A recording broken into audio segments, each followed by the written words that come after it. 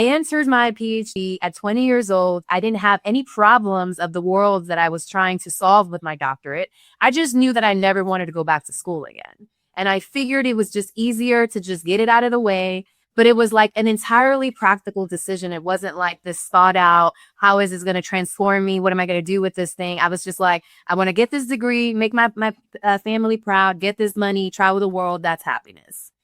And so in the midst of my doctorate program, I lost a lot of people in my life. I went and engaged, the engagement ended. Both of my fathers, my father and my stepfather transitioned when I was in my doctorate program, and my grandmother as well, who was my last grandparent. And so it was this kind of like, yay, the biggest achievement of my life, but I have 4 fewer people that were an integral part of my life that are part of that process. And I didn't have space to process that grief because I had to keep going. And then after, it was like, well, I'd already made the achievement, let bygones be bygones, keep going. And I'm like, but I literally lost 4 significant people in my life. And it happened during this PhD that I'm supposed to celebrate. So I didn't want to have a PhD. I didn't want to be called doctor.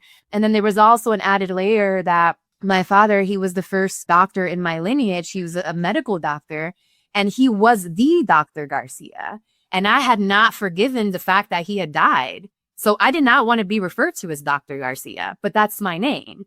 And so I just was like, whenever people would call me Dr. Garcia, I would literally be like, please call me Caroline.